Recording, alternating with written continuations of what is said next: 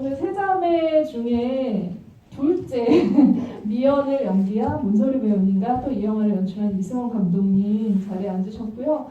일단 먼저 감독님과 배우분께 관객분들 오늘 이렇게 또 한파가 일고되긴 했는데 추운 날씨에 만나 뵙게 된 인사 들어보도록 하겠습니다. 네, 여기서 이렇게 뵙게 돼서 반갑습니다. 근데 오늘 옷을 얇게 입고 왔네, 내가. 추우시죠? 완전. 네, 그렇지만 뜨거운 토크로, 네. 열기로 따뜻한 대화 많이 나눴으면 좋겠습니다. 네. 네. 약간 미연이 얘기하니까 거짓말 같긴 한데 어쨌든 네, 따뜻한 토크를 예고하셨습니다. 네, 감독님. 네, 반갑습니다. 세자매 연출한 이승훈입니다. 저도 영화를 봤거든요. 지금 같이 앉아서 봤는데 그래서 같이 이렇게 그런 감정들을 같이 이렇게 호흡할 수 있었던 걸 되게 느낄 수 있어서 되게 좋았던 것 같고요. 저도 극장에서 보는 거 오늘이 마지막이 아닐까 싶어서 마지막을 예고하시는 거예요 지금? 그러니까 세자매 영화를 극장에서 이렇게 보는 게 그래서 마지막을 참 이렇게 함께 해주셔서 너무 감사합니다. 네. 감독님 오늘 마지막 상영이라고 마음속에 정하고 보시니까 약간 좀 내가 관객들한테 좀 잘못했다 이렇게 징글징글하게 만들어서 괴롭힌 거 아닌가 이런 반성을 조금 안 드셨는지 어떠셨는지 오늘 본 감독님의 감상평을 좀 듣고 싶은데요. 오늘은 혹시 오늘 말고 또 보신 분 있나요? 소감 살짝. 오늘 처음 보신 분이 더 적으시네요. 네. 대단하신 것 같습니다. 한 번 더 보실 생각을 하셔가지고 저도 보면서 근데 이렇게 자꾸 새로운 어떤 장면과 어떤 모습에서 저도 이렇게 빠지게 되고 생각을 많이 하게 되는 것 같아요. 근데 막상 그 안에 빠지려고 하면 되게 힘들고 관객분들도 초반에 너무 힘들어서 나오는 이 알 수 없는 그런 한숨과 막 이런 것들이 느껴졌거든요. 그러니까 그 영화에서 주는 어떤 감정들이 받아들이기에 굉장히 힘들 수 있지만 하지만 제가 생각하기에는 어쩌면 또 굉장히 필요한 감정이라고 생각이 들거든요. 그러니까 늘 우리가 뭐 어떤 그냥 이렇게 쉽게 재밌게 볼 수 있는 뭐 이런 영화들도 뭐 많지만 어떤 계속 여러 가지 많은 새로운 느껴보지 못했던 뭐 약간 잊고 있었던 이런 감정들을 느껴보는 것도 좀 의미 있지 않을까 그런 생각도 해봅니다. 알겠습니다. 네. 재밌는 영화 아니라고 하셔가지고 너무 웃긴 영화 했는데 초반에는 문소리 배우님은 사실 굉장히 이 영화는 전 지금 약간 기현상이라는 생각이 들 정도로 처음 보신 분들보다 시간이 지날수록 N차 관람을 이렇게 많이 한 경우를 별로 보지 못했었거든요. 근데 이 영화가 가진 힘이나 이 영화의 성격이 그렇지 않을까라는 생각이 들고 배우님이 개봉하고 나서부터 많은 관객분들의 간증을 많이 접하셨을 거예요. 이 영화에 대해서 생각이 또 만들 때와 지금 좀 달라지지 않았을까 아니면 더해진 생각들도 있으실 것 같은데. 네. 여러 가지. 글쎄 우리가 코로나 시국이 아니었다면 훨씬 더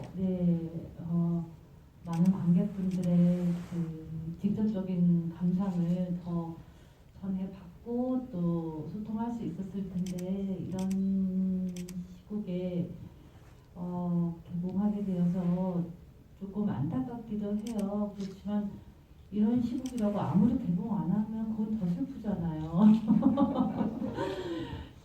이런 시국이어도 뭐라도 개봉해야 될 것 같거든요. 근데 그게 우리일 줄은 몰랐지만,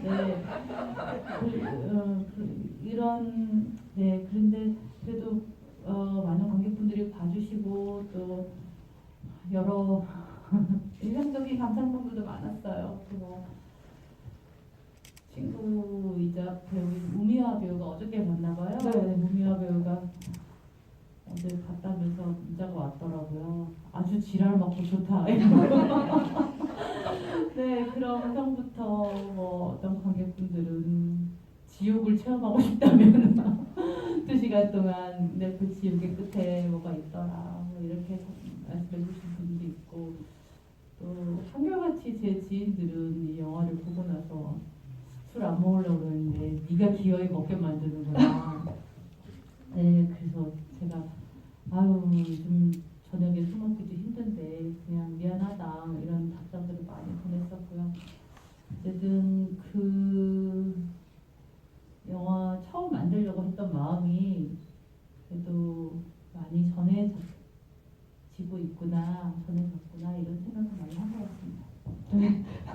지옥이나 이런 것들 징글징글하다 아니면 정말 지랄 맞다 이런 것들을 조금 예상은 하셨던 것 같아요. 그래서 크게 충격은 없으신 것 같다는 생각이 들고 저는 어쨌든 이 영화에서 그러니까 아무도 얘기를 못하고 어떻게 보면 지내온 시간일 수도 있는데 첫 장면에서 아이들이 달릴 때부터 감독님께서 뭔가 이렇게 쫓아오는 것 같다라는 느낌이 드는 그런 이 영화 전체 관객들도 쫓기고 있고 이 세 자매도 쫓기고 있는 거 아닐까라는 생각이 들고 이 영화를 끝까지 보고 왜 쫓겼을까에 대해서 궁금해하게 만들고서 사실은 직접적으로 막 얘기를 해주시지는 않으세요. 그래서 이 영화를 만들기 위한 필요성도 거기에 있지 않았을까라는 생각이 들어서 어떤 계기로 이 작품 시작하게 되셨는지 작품의 그 달리는 이유를 좀 들어봐야 될 것 같아요. 네. 과거에도 달리고 있고 지금도 정말 뒷모습부터 이들을 쫓아가는 이유.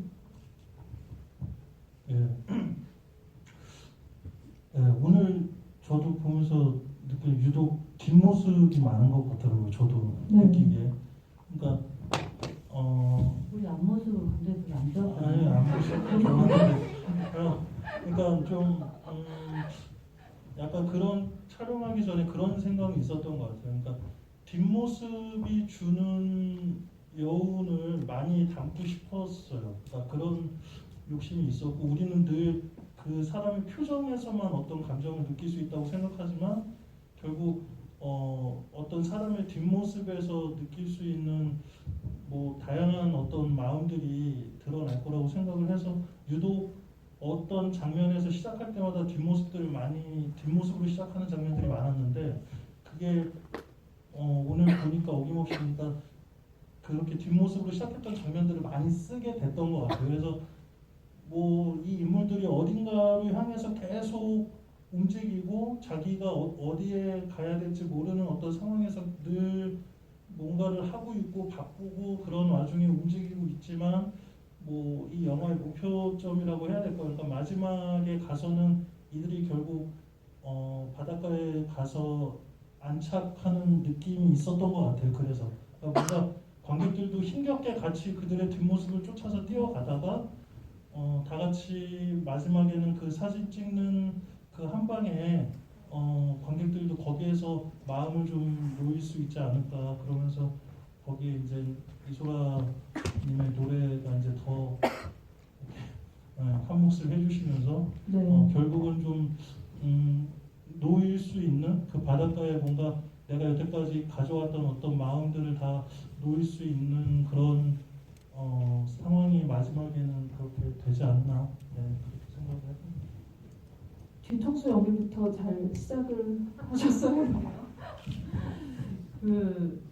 원래 그 앞모습에는 가면을 많이 쓰고 있으니까 뒷모습은 그 사람의 진짜의 무엇이 더 드러날 수 있지 않을까 이런 생각도 들고 마지막 장면에 이제 저희 셋이 앉아 있는 뒷모습도 나오긴 하지만 그게 이제 사진을 찍고 끝나고 나면 이렇게 넓은 바다에 셋이 걸어가고 있는데 저희의 아역들이 또 같이 이렇게 뛰어오잖아요. 그래서 저는 그렇게 들어가면서 그 과거와 현재가 카타르처럼 공존하는 그 컷가 되게 좋은데 그런 느낌이 들었어요. 저희 감상평을 얘기하거든요. 여러분들 감상평을 들어야 됩니다. 어쨌든 과거의 어떤 기억, 어떤 정서, 불안한 정서들이 지금까지 이제 계속 되어 있는 거고 이 사람들은 어떻게든 이렇게 나아가려고 하는데 예, 힘든 것들이 붙잡고 있고 이렇게 그래서 그 뒤에는 뭐가 있었을까 이러고 이제 이렇게 가봤던 영화죠. 근데 마지막에 이렇게 행으로 이렇게 하나로 쭉 보여주니까 우리의 그 어떤 상처든 어떤 기억이든 뭐 추억이 될 수 있고 무엇이든 우리가 이렇게 떨어져서 저렇게 하나로 볼 수 있다면 이제는 뭐 누가 사과를 하거나 누가 구속을 당하거나 뭐 누가 화를 내고 뭐 이런 어떤 일이 특별히 뭐 있지 않아도 용서를 하거나 화해를 하거나 그런 것들이 있지 않아도 이렇게 내가 저렇게 한 번에 저걸 바라볼 수 있는 시간만 가질 수 있다면 이제 그 삶은 조금 더 나아지지 않을까라는 생각이 들었었어요. 그래서 그 어떤 바라보는 그 방향의 차이 그게 이제 마지막 그 이소라 씨 노래와 함께 그 샷이 저한테는 그래서 굉장히 찍을 때는 몰랐는데 찍을 때는 막 해가지고 있어가지고 촬영 감독님은 달리를 조금이라도 더 깔아서 조금이라도 물고 들어가시겠다고 막 분주하게 모래 위에 그걸 까는 게 어렵잖아요. 이게 네. 울퉁불퉁하면 안 되니까 그 모래부터 막 그걸 까는 정신 없고 애들은 막 쫙 세워놓고 막 지금 들어가 뭐 이러고 이제 해는 지고 있고 겨우겨우 정말 그 장면을 찍었어요. 저 찍을 때는 시나리오에는 없던 컷인데 이게 막 뭐가 들어와서 난리가 났구나 했는데 나중에 저도 이제 영화를 다 완성하고 보면서 저렇게 볼 수 있는 한 컷이 있어서 너무 다행이다. 세자매의 삶에도 참 다행이겠다. 뭐 이런 느낌이 많이 들었었죠. 그 장면이 없었으면 진짜 아까 말한 진짜 지랄 맞은 것만으로 끝날 수도 있었을 것 같다라는 생각이 들어서 이 매중을 어떻게 할까 이 난국 어떻게 보면 이 세 자매를 하나하나 따라가서 마지막에 어떻게 끝내야 될까에 대한 고민이 정말 많으셨을 것 같다라는 생각이 들었어요. 그래서 이소라의 노래는 감독님 언제 만나신 거예요? 이소라 가수의 그 노래를 이 영화에 꼭 어떤 그러니까는 약간 이렇게 풀어주는 이렇게 어혈이라고 하나요? 풀어주는 역할을 했다라고 생각하거든요. 바닷가 장면과 그 노래가. 근데 사실 제가 뭐 평상시에 음악을 뭐 너무 좋아서 음악을 계속 듣고 다닌다든지 뭐 집에서 노래를 계속 듣는다든지 이런 스타일이 아니에요. 제가 사실은. 그러니까 이렇게 사실 뭐 막 이렇게 감독님들 보면 막 엄청난 막 이렇게 가수들 뭐 외국의 팝 뭐 이런 거 엄청 지식이 넓으신 분들도 많잖아요. 근데 저는 사실 거의 아는 게 없고 근데 그럴 때가 있어요. 이렇게 뭔가 내가 어떤 감정의 어떤 순간에 놓여져 있었을 때 우연찮게 흘러나오는 노래를 듣게 됐을 때나 뭐 아니면 집에서 혼자 이렇게 있는데 뭐 우연찮게 컴퓨터를 보다가 어떤 뭐 노래를 이렇게 듣게 된다고 하니까 그렇게 내가 순간 느끼고 있었던 어떤 감정에서 딱 나에게 자연스럽게 들려줬던 그 노래를 굉장히 한 방에처럼 딱 기억하고 있을 때가 있어요. 근데 아무튼 이소라 가수의 사랑이 아니라 말하지 말아요를 어느 순간 차에서 제가 운전을 하다가 딱 듣게 된 것 같아요. 근데 그냥 무의식 중에 이들이 마지막에 어떤 한 컷을 남기는데 어쨌든 이 노래와 함께하면 뭐 어쨌든 모든 것이 풀리겠다라는 그냥 막연한 믿음이 되게 컸어요. 왜 그랬는지 모르겠지만 그게 제가 느꼈던 어떤 순간의 감정이었던 것 같고 그래서 그 마지막 장면을 생각을 하면서 음악을 틀고 혼자 아무튼 시나리오를 쓰고 막 한 1년 전부터 그랬던 것 같은데 어느 순간 그 음악을 들으면서 마지막 장면을 생각하면서 운전을 하면 나도 모르게 울컥한 감정이 들었거든요. 그러니까 뭐 그랬던 게 그대로 좀 이렇게 좀 잘 표현이 된 것 같아서 다행이라고 생각합니다. 처음부터 감독님이 엔딩곡은 이 곡이라고 처음부터 정해놓으셨고 그리고 그 이소라님의 그 날 사랑하지 않는 그대 그 곡도 중간에 한번 이 영화의 중간에 넣으셨으면 했었어요. 그래서 저희가 편집 때는 넣어보기도 했었어요. 아, 이거 너무 슬픈 거예요. 그래가지고 영화 지금 중간밖에 안 되는데 이렇게까지 하는 건 네. 싶을 정도로 너무 처절해지는 느낌이 있었고 어쨌든 여러 가지 고민을 하시다가 또 너무 캐릭터가 센 목소리잖아요. 이소라님 목소리 자체가 강렬한 캐릭터의 목소리이기도 하고 그래서 나중에는 이제 감독님 엔딩에 이 곡 하나만 하자고 하셨는데 날 사랑하지 않는 그대도 그래서 저희 촬영된 게 듣고 그랬었죠. 늘 이소라님의 노래의 가사를 들으면서 사랑을 생각했었는데 이 영화를 본 이후로 계속 이 세자매가 생각이 나고 어느 순간에 듣다가 끄기도 했어요. 정말 좀 약간 감정들이 밀려오면서 그럴 정도로 이 영화의 뭉친 곳들을 어떻게 보면 이 마지막에 어떻게 풀어줄까에 대해서 그리고 이 마지막 장면을 보고 나서 우리가 어떤 얘기를 나누게 될까에 대해서 연결을 지어주는 역할을 하고 있다라는 생각이 저도 이 노래를 요즘도 종종 듣는데 그리고 요즘 이 노래가 종종 나오기도 하고 그래서 저 라디오를 집에서 많이 틀어보는데 들으면서 그런 또 위로를 받기도 해요. 어쨌든 저희 영화가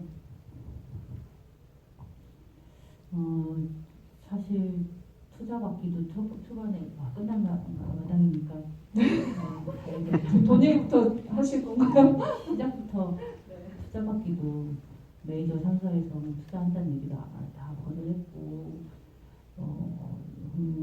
굉장히 시나리오를 받고 이 영화가 촬영에 들어가기까지 한 2년 정도 너무너무 이제 많은 우여곡절 끝에 들어가게 됐고 결국 이렇게 어려운 시기에 개봉을 하고 관객들을 만나게 됐는데 진짜 이렇게 그런 바이러스 때문에 너무 어려운 시기지만 영화를 포기할 수는 없고 우리가 또 한국 영화가 지금 어디로 나아가든 간에 저희들 마음으로는 이런 영화를 포기할 수가 없고 근데 이런 마음을 헛된 희망이라고 말하지 말아요. 네, 정상이 없는 산을 오르려 한다고 그 무모함을 비웃지 말아요. 네, 보이지 않는 길을 가려고 한다고 그것이 헛되다 말하지 말아요 라는 위로로 막 저한테는 한국 영화계를 위로해주는 그런 위로 그래서 이런 영화를 만들겠다 이런 영화를 또 관객에게 전하겠다 그리고 앞으로도 인디스페이스에 오신 관객 여러분들은 그런 마음 많으시겠죠. 이런 영화가 앞으로도 존재했으면 하는 그런 마음 저도 너무 크고 그런 마음에 대한 어떤 위로 이소라 씨의 노래를 들으면서 그런 생각을 요즘에 꽤 하게 되더라고요. 그래서 진짜 이소라님은 신이다. 대단하시다. 여러모로 날 울리는구나. 네, 이런 생각 되게 많이 했어요. 사실 저는 이제 이 영화가 만들어지기 전부터 옆에서 이렇게 지켜보면서 굉장히 저는 그러니까 그냥 우리가 이 최종 결과물을 받아들이는 어떤 관객으로 봤을 때는 이런 영화가 만들어진단 말이야 너무 박수 쳐줄 일이기도 하고 나부터 굉장히 보고 싶은 영화다라는 생각이 들었어요. 거기에는 그 이승원 감독님이 가지고 있는 이제 그 소수의 관객들이 보긴 했지만 그 색깔이 너무 강렬했기 때문 그리고 문소리, 김선영 그리고 장윤주라는 배우가 보여줄 어떤 연기의 그 미친 연기의 끝판왕이 이미 시나리오 활자로만 봐도 예상이 됐기 때문에 그런 생각이 들었는데 근데 또 한편으로 생각해보면 미연이라는 캐릭터 나머지 이제 뭐 미옥과 희숙 다 모두 더해서 이런 사람들을 영화에서 안 만드는 사람이구나라는 거를 굉장히 철저하게 느낀 거죠. 그러니까는 뭔가 52평 아파트에 살고 있고 교회 열심히 다니고 그냥 매일매일 일상을 살아가는 사람들이 과연 이 영화의 어떤 그 스토리를 전개하거나 이 사람의 심리를 파악을 할 때 그렇게 매력적일까? 내지는 또 이게 과연 진짜 말한 것처럼 투자가 될까? 이런 것들에 대한 고민이 굉장히 많았을 거라는 생각이 들었어요. 근데 감독님께서는 어떻게 보면 그 미연이라는 캐릭터가 이 영화에 이제 그 처음에 아이들이 달리는 장면 자체가 이미 미연이 가지고 있는 기억 속에 이 플래시백이라는 걸 너무나 이제 나중에 알게 되잖아요, 관객들도. 그랬을 때 감독님은 이 미연이라는 인물, 정말 그 누구도 영화에서 건드리지 않을 것 같은 이 여성, 그 중년 나이의 여성을 끄집어낸다라는 거에도 도전이 있었을 것 같거든요. 저도 투자 받기 힘들 거라고 생각을 했어요. 그런 이야기를 쓰면. 근데 또 그런 생각이 있었어요. 문솔이라는 배우가 있고 김선영도 있고 나중에 이제 장혜주 배우도 있었지만, 그리고 어떻게 보면 굉장히 뭐 여성 영화라고 해야 되나? 아무튼 뭐 그렇게 이렇게 확정 짓는 것도 우습지만 그러니까 여자들의 얘기, 여자들의 모습으로 풀어가는 이런 얘기를 한 팀 정도는 그래도 있겠지, 그런 그냥 생각이 있었던 것 같아요. 그러니까 한 팀은 그래, 이건 뭐 돈 그렇게 많이 드는 거 아니니까 뭐 할 의미가 있지 않을까라고 저는 막연한 생각했는데, 의외로 그 한 팀이 없더라고요. 진짜 한 몇 년 동안 그 한 팀이 없어요. 그 많은 투자자들 중에 한 팀이 없더라고요. 근데 이제 마지막에 이렇게 우여곡절 이렇게 계속 겪고 뭐 이렇게 만나고 계속 두들겨 하면서 이제 리틀빅도 만나고 이제 하게 된 거지만, 그러니까 저도 당연하겠지 생각했던 것들이 결국은 정말 이렇게까지 이렇구나라는 현실을 되게 느꼈고, 그러니까 그래서 저는 앞으로 이제 이런 생각이 드는 거예요. 그러니까 이런 영화를 내가 또 만들려고 이렇게 뭔가 시도할 수 있을까라는 사실 겁부터 있죠. 아무도 하려고 하지 않으니까. 근데 어쨌든 이렇게 만들어져서 보여졌으니까 그 한 팀이 있을까 하는 그 마음에서 영화가 어쨌든 뭐 결과적으로 나왔으니까 한두 팀이 더 생기길 희망하는 거죠. 그때부터는 그래, 그때 보니까 세자매가 그러는 건 이유로 나쁘지 않았더라 하면서 한두 팀 정도는 나오다 보면 계속 그걸로 연장될 수 있는 뭐 그런 희망을 기대해 봅니다. 근데 감독님 전작 두 개가 너무 강렬해가지고 과격하기도 하고, 그래가지고 시나리오 상태에서 보면은 지금 세자매 이야기라고 각본집이 들어있는 책도 나왔는데, 그 상태, 그게 이 영화를 보기 전에 보는 것과 보고 나서 보는 게 그렇게 다른가 봐요. 그러니까 이 영화가 만들어지기 전에 그냥 이승원하고 그 각본만 보면은 저는 모르겠어요. 이정환 감독이 연극도 많이 보고 또 조금 알아서 그런지 김선영 배우도 그렇고 우리는 되게 웃긴 부분이 많았거든요. 진짜 웃기지. 그거 진짜 웃길 것 같지. 뭐 그렇게 캐랄랄하면서 웃긴 씬들은 아니지만 그런 블랙 유머도 있는 거죠. 우리 사는 게 그렇게 지랄 맞고 웃긴 순간도 있잖아 이러면서.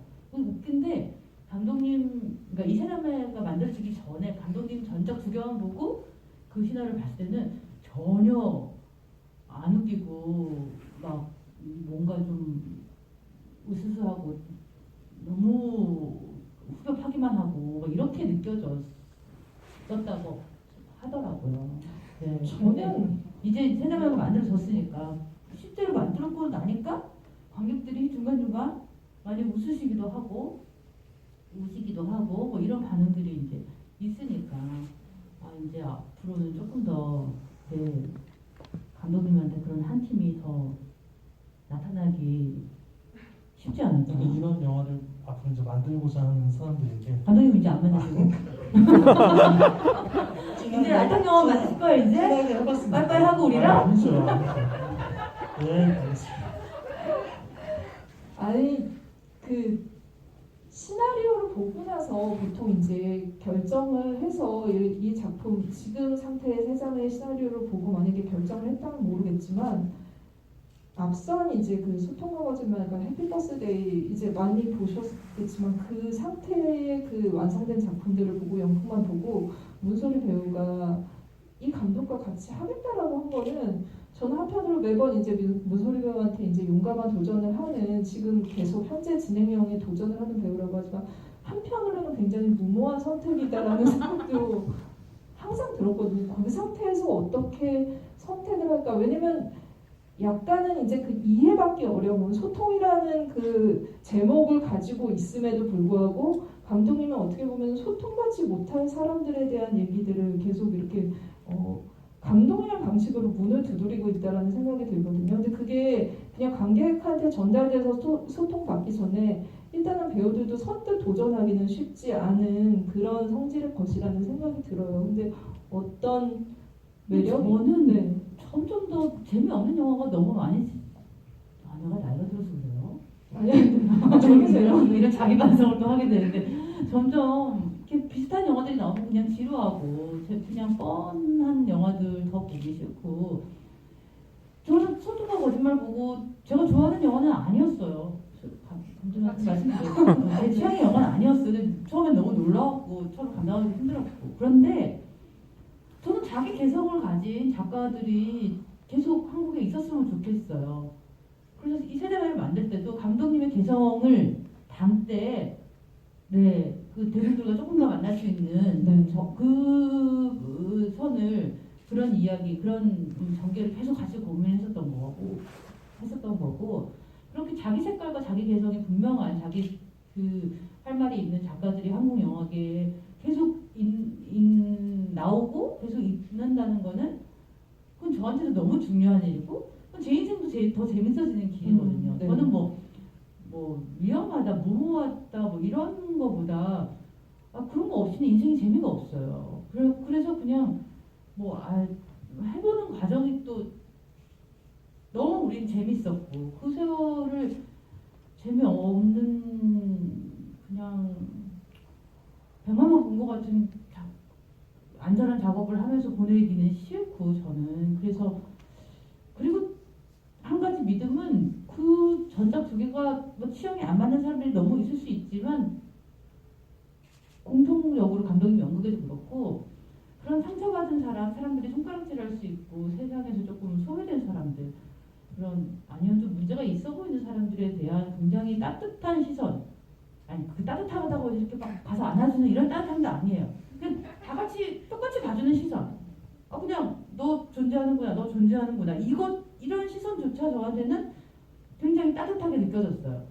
그게 정말 굉장히 멋진 출발인 것 같았어요. 그 사람들에 대해서 이야기하는. 그거 하나는 굉장히 확신이 있었기 때문에 이 세담의 이 세 여자도 한테도 이 이야기도 충분히 그런 게 있을 거라는 확신이 있었고 조금 자꾸 안 하던 거 아니면 누가 무모하다고 해도 그런 거 하는 재미가 또 하다 보면 있어요, 여러분.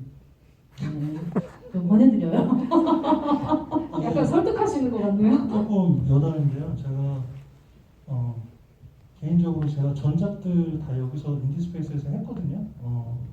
그때 한 400분, 500분 정도 본 것 같아요. 근데 정말 독립영화 중에서도 정말 안 보는 숫자예요. 근데 여기 인디스페이스에서 틀었을 때 예를 들어서 해피 버스데이 같은 경우는 배우가 한 10대 명 되는데 한 8명인가 왔는데 관객분이 한 5분 계시거든요. 배우보다 좀 관객분의 숫자가 적었다. 그렇죠. 소통과 거짓말도 딱 그 인원을 맞춰서 한 3분 계시고 이럴 때 있었거든요. 근데 여기 인디스페이스 대표님이 너무 사람이 없으니까 막 지인분들도 막 부르셔서 앉히시고 근데 희한했던 거는 그때 당시 제 전작 2편을 그러니까 그때는 시즈분에 이런데 막 걸릴 그것도 아니었고 근데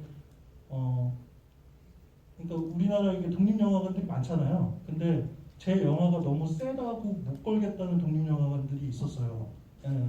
그러니까 나름 예술영화라고 했는데 예술영화관에서도 안 받아준 거야. 이 장면들이 너무 세니까 우리 입장에서는 못하겠습니다. 이렇게 됐었어요. 근데 여기 인디스페이스 대표님은 정말 끝까지 내려갈 때까지 틀어주셨어요. 그리고 나는 좋은데 왜 이렇게 사람들이 안 오지 이러셔가지고 네. 저는 그때 그래서 이번에 세자매 하고 우리 PD한테 제일 먼저 우리는 인디스페이스는 꼭 가야 된다 지구야. 나는 영화 찍으면 무조건 갈 거다 인디스페이스. 왜냐 여기는 정말 우리 같은 영화를 지켜주는 데다. 이게 뭐 이런 보호대 차원에서 오셨군요. 네, 박수 한번 너무 드릴까요? 감사하고 인디스페이스 많이 와주세요. 정말 보듬어 주시는 극장이었습니다. 네, 알겠습니다. 영화 너무 세서 틀어줄 수 없다고 할 정도로 진짜 선정적인으로 따지면 그리고 어떻게 보면 이제 이 영화가 가지고 있는 막장적인 걸로 따지면 이승원 능가할 사람은 없는 것 같아요. 이승원 감독이라는 감독의 세계에는 그런 요소들이 분명히 있는데 묘하게 그 이야기에 비껴나가서 아까 문소리 배우님 얘기하신 것처럼 이 사람들을 우리랑 똑같은 어떤 상황에서 바라보게 만드는 시각이 존재하고 있고 분명히 세자매도 그 감독님이 가지고 있는 앞선 작품들에서 보여줬던 것들이 좀 종합이 되어서 더 쉽게 다가갈 수 있게 해주지 않았나라는 생각이 듭니다. 그래서 어쨌든 계속 그 한 군데는 있을 거라고 하셨는데 계속 좀 늘어나기를 바라면서 이번 영화 일단은 이제 이 말씀이 탁 박히네요. 사실상 80만 같은 8만 정말 축하드립니다라고 하셔서 네 축하드립니다.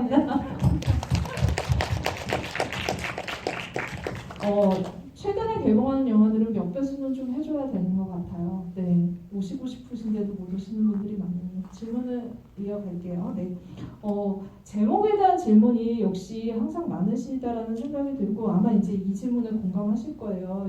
사남매일 줄은 몰랐는데 세 자매라고 제목을 지은 이유가 있을까요? 어쩌면 지긋지긋한 가족 얘기, 다소 무거울 수 있는 주제였는데 궁금합니다. 그리고 또 문소리 배우님도 공동 프로듀서로서 영화를 보고 관객들에게 전달하고픈 메시지가 있다는 말씀 부탁드립니다. 라고 하셨습니다.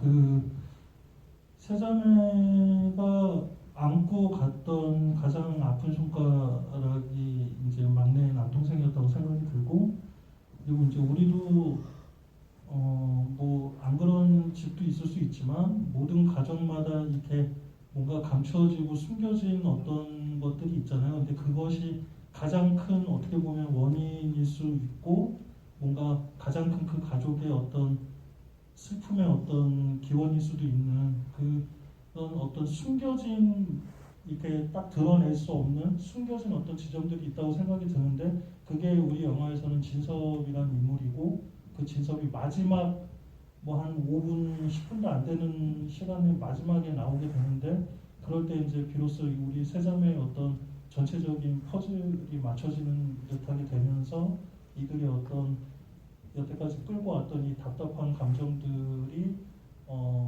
같이 공유되는 감정으로 변하면서 그렇게 이 극이 마무리된다고 생각을 해서 사실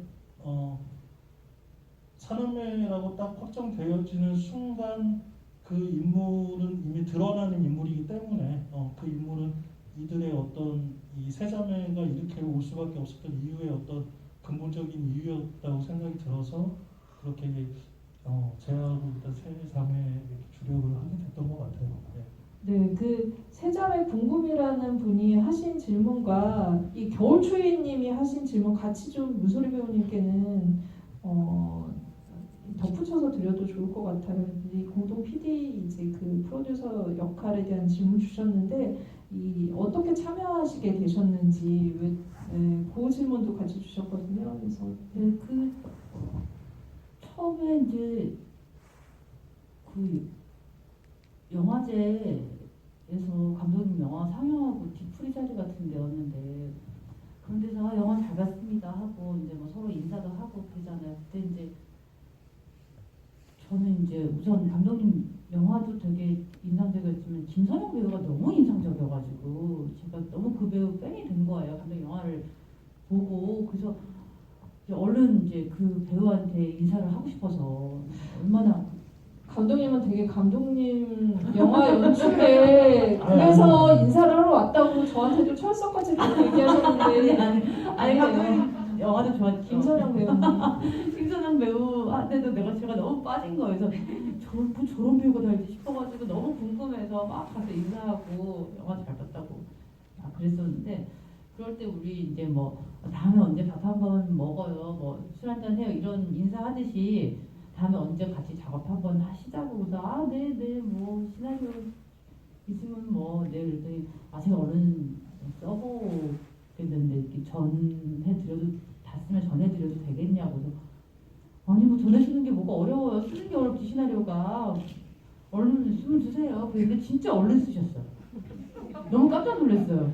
그래가지고 어머 왔네 진짜 이러고 그런 인사가 기억이 잊혀지기도 전에 정말 얼른 주셔가지고 깜짝 놀라서 읽어본 거예요. 근데 감독님이 그 시나리오를 쓰고 그냥 저한테 바로 보내셨나 봐요. 원래 시나리오를 쓰면 이렇게 투자해서 수정을 좀 하고 네, 투자 구별력도 좀 시키고 뭐 투자도 좀 알아보고 이렇게 다 여건을 만든 다음에 이제 캐스팅을 시작을 하는데 그냥 처음부터 저한테 주셔가지고 감독님 날거든요.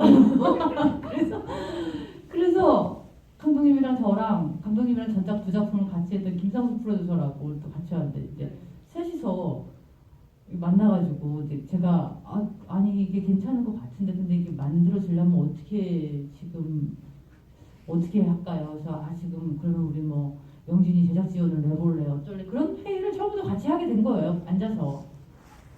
그래서 그 몇 달씩 그렇게 하다 보니까 이제 김상수 프로듀서가 이제 코-프로듀서로 하시는 게 어떠냐? 그래서 왜요? 그랬더니 지금 프로듀서 역할을 하고 계시다. 그러니까 우리가 지금 돈을 주고도 아니고 뭐 아무것도 없는데 이 직함을 하나 드릴 테니 해서 같이 하자고. 그래서 처음에는 그 직함이 좀 부담스러웠는데 네. 뭐 그게 더 도움이 된다면 뭐 그러죠. 뭐 이러고 이제 같이 시작하게 된 거죠. 어쩌면 그래도 여기 오는 오늘도라는 작품을 연출하고 제작 너무 작은 작품이니까 제작을 다 해본 거죠. 개봉까지 해본 이제 경험이 있으니까 조금 더 해볼 수 있을까라는 생각도 들었던 것 같고 어쨌든 작품의 처음부터 이렇게 개봉하고 마지막까지 또 다 프로듀서로서도 참여할 수 있어서 저한테는 굉장히 큰 공부가 된 것 같아요. 필름 메이킹의 여러 가지 전반에 대해서 되게 좋은 경험이었고 또 너무 다행인 것은 감독님이랑 저랑 그 김상수 프로듀서랑 셋이서 그래도 좀 일에 합이 잘 맞아서 서로가 이제 주력할 부분이 굉장히 잘 나누어지고 또 합의 볼 부분은 합의를 잘 보고 그리고 그렇게 얼굴 붉히는 일 없이 그렇죠. 안 싸웠죠? 전혀 없었죠. 제일 좀 대들었었나? 김선영 배우님이랑만 싸우셨겠죠. 그런 거 없이 너무 전 과정이 마음을 잘 맞춰서 끝까지 올 수 있게 돼서 그런 과정을 만들어 주신 것에 대해서도 너무 감사하고 홍보할 때는 또 프로듀서 했다 그러면 조금 더 관심을 가지려나 그러고 더 그냥 프로듀서까지 했어요 이랬는데 네.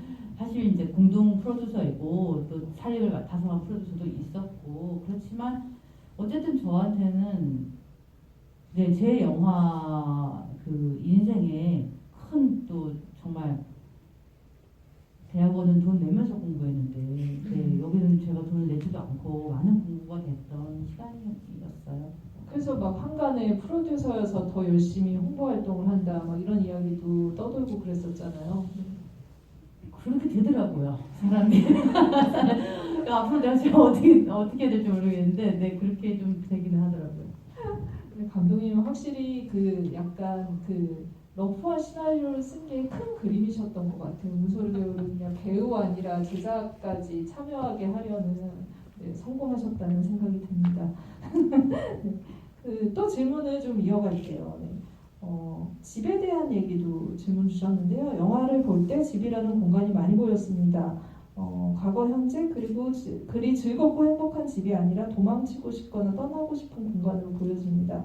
세 자매의 과거의 집은 어떤 의미였을까요? 그리고 성인이 된 각자의 삶을 살 때 집은 또 어떤 의미일까요? 라는 질문 주셨는데 감독님이 대답해 주시면 좋을 것 같아요.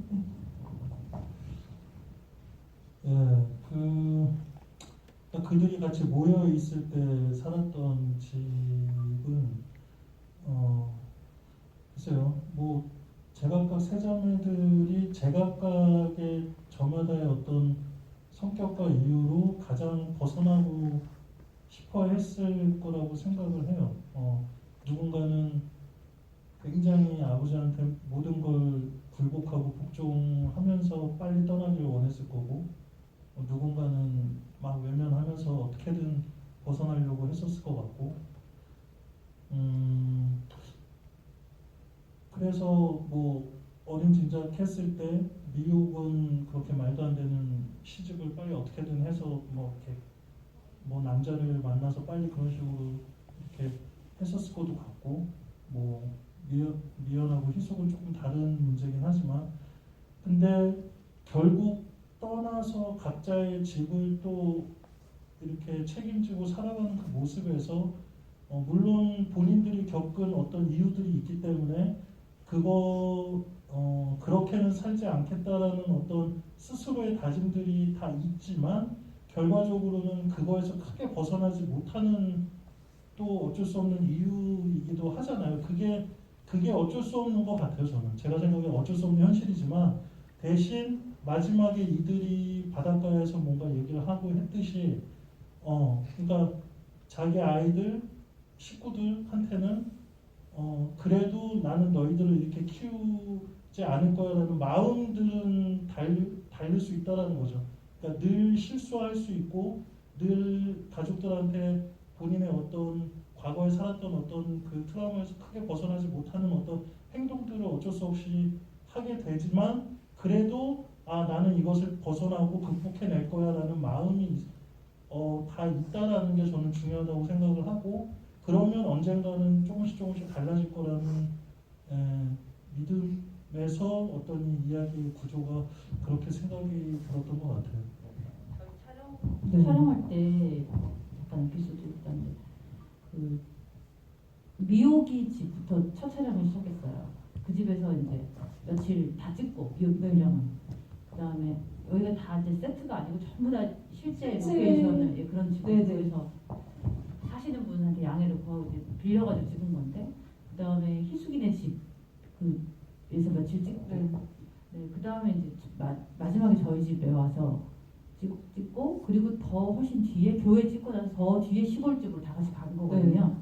근데 그렇게 보시면 아시겠지만 굉장히 이제 그리고 그때 미국이 집을 찍는 와중에 그 대구에서 이제 신천지 이야기와 함께 코로나가 막 이렇게 시작이 돼가지고 굉장히 이제 저희도 어떻게 해야 되나, 촬영을 접는 현장도 있다더라 이러면서 굉장히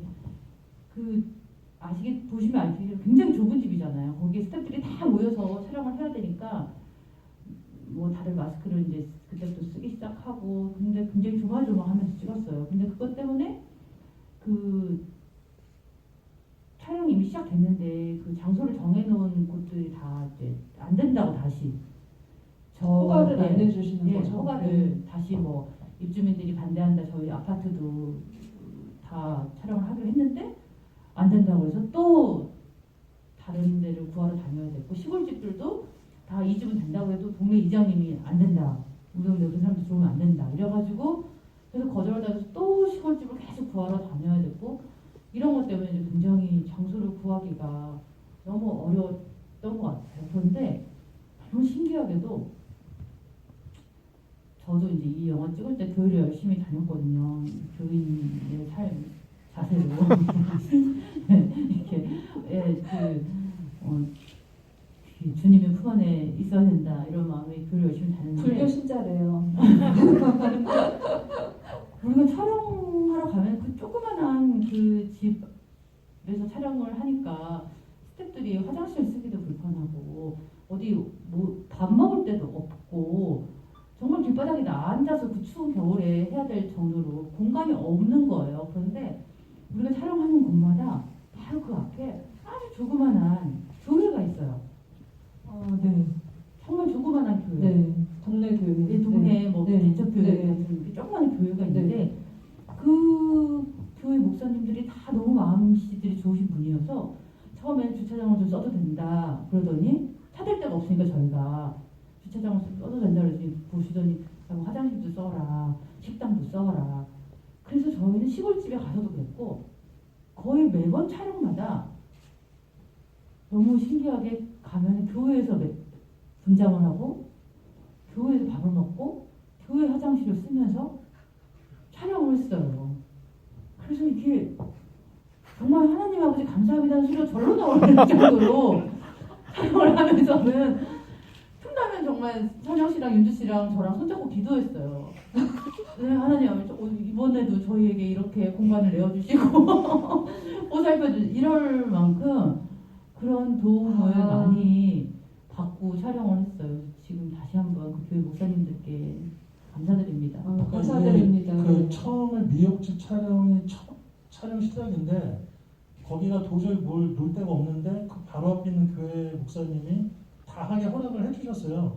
그 다음부터 이제 우리 제작팀은 가는 곳 장소마다 교회를 제일 먼저 셀카로 섭외를 한 거예요. 여기서 뭘 해도 되겠는데 가는 곳마다 그 교회에서 다 하게 해주신 거예요. 그래서 교회를 중심으로 이렇게 뭔가 다 이게 센터가 되면서 그 세트 촬영. 근데 이제 그것 때문에 신천지 때문에 교회가 그때 예배도 이제 중지되고 대면 예배 중지되고 교회가 비어있기도 했었죠. 그 당시에 교인들이 이제 올 수 없고 계속 비어 있으니까 저희들한테 장소를 좀 내주시기도 하신 것 같아요. 네. 집사님 사실 연기를 보면서 문소리면 언제부터 교회를 다녀서 이렇게 깜짝같이 진짜 교회 다닌 사람처럼 할까 했는데 그런 절실함이 이 연기에 배어있지 않았을까라는 생각을 하면서 절에는 가시는 거죠 지금? 근데 요즘에 이제 교회 안 다니는 지 네. 꽤 됐어요.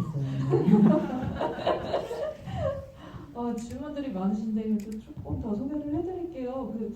저도 약간 궁금했어요. 사실은 이 세 배우의 어떤 그 배우가 가지고 있는 스타일도 너무 다르고 이 캐릭터도 너무 다르기 때문에 이 배우들이 서로의 연기에 대해서도 좀 캐릭터에 대해서 탐내기도 하지 않았을까라는 생각이 들었는데 질문 주신 분께서 혹시 문소리 배우께서 희숙의 역할을 연기했다라면 어느 부분이 달라졌을까요? 라는 질문을 주셨어요. 네. 와, 저는 희숙을 내가 했다면 모르겠어요. 전 김선영 씨처럼 할 자신이 없어요. 정말. 늘 보면서도 그 생각, 모니터 보면서도 늘 내가 했었다면 저보다 재미가 없었을 거야. 늘 그렇게 생각했어요. 그 장현주 씨 연기를 보면서는 그냥 저 내가 하고 싶다. 이런 생각입니다. 왜냐면 뺏어오고 싶다? 네, 뺏어오고 싶다. 나도 좀 마음껏 소리 지르고 욕하고 술 먹고 막 주정 부리고 싶다. 뭐 이런 이렇게 인내하는 연기 힘들어 죽겠다. 뭐 이런 마음에 양보하신 거는 나이 때문에?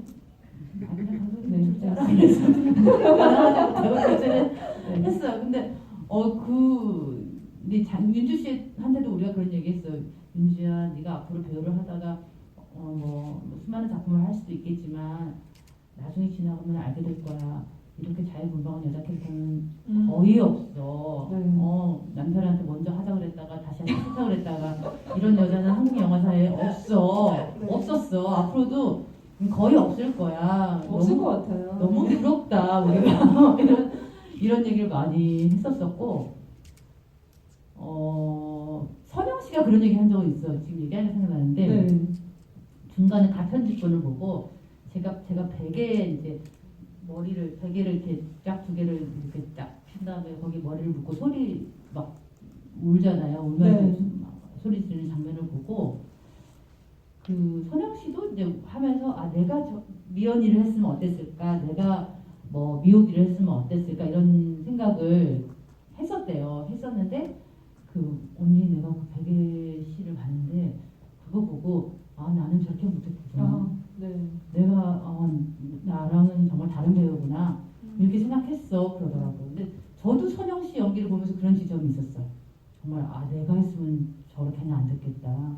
그래서 서로의 연기를 모니터하는 재미가 진짜 재밌었던 것 같아요. 흥미진진했었던 것 같아요. 네. 저는 그 문소리 배우의 이번 영화에서의 두 번의 배드씬이 제일 인상적이었거든요. 그 베개씬 한 번의 배드씬과 그리고 그 두 번째 내연녀를 밟을 때 그 배드씬에 인상적인 배드씬을 남겨주셔서 전무후무한 장면이 아니었나라는 생각을 하면서 질문을 또 빨리 이어갈게요. 네. 진짜 질문이 많으시고 자세한 질문도 많으신데 이거는 감독님께 들으면 좋을 것 같아요. 희숙이 자해를 할 때 첫 장면에선 자동차 경고음이 울리고 두 번째 장면에선 전철 지나가는 소리와 도어락이 열리는 소리가 울립니다. 의도된 연출일 것 같다라는 생각이 드는데 어떤 의미셨는지. 네. 두 번째 지하철 지나가는 건 정확히 의도를 한 거죠. 그래서 그 지하철 지나가는 그 효과를 넣은 거거든요. 예.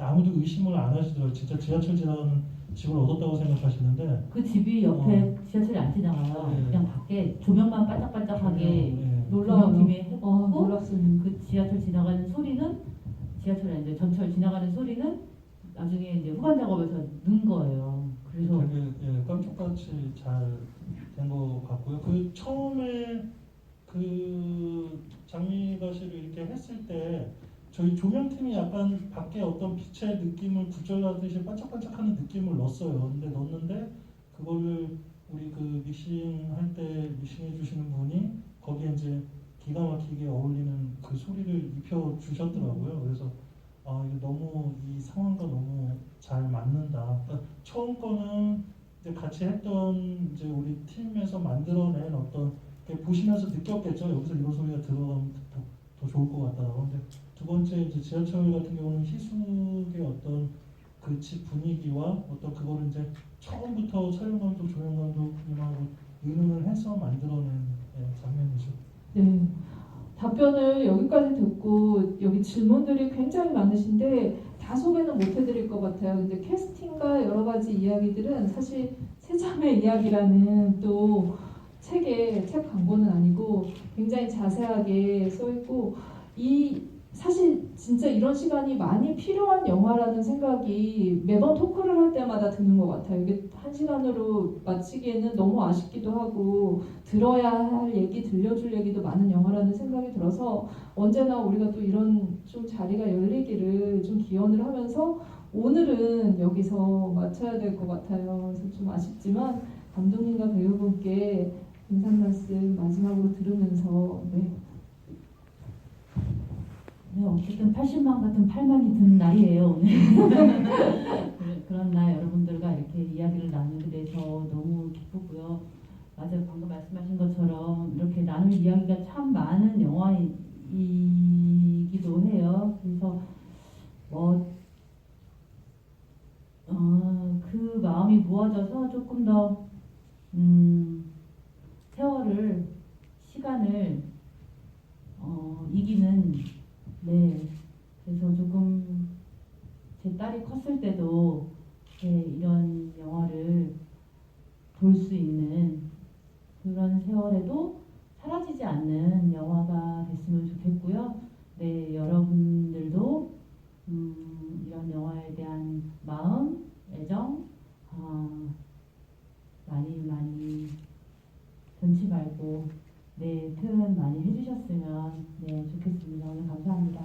감사합니다. 감독님.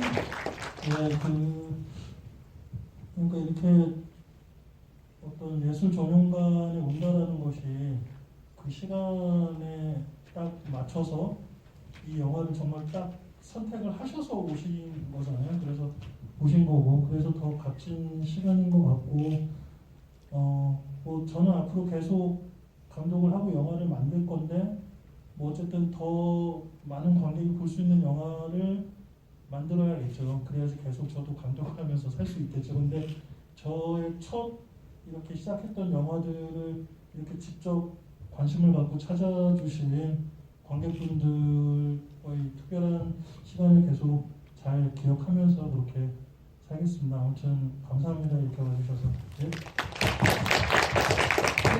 오늘 오신 분들 다 여러 번 관람하신 분들이기 때문에 너무 우수 관람이라는 박수를 여러분들께도 드리면서 다음 기회에 또 그러면은 좋은 시간을 만들어 보도록 하겠습니다. 오늘 너무 감사합니다. 네.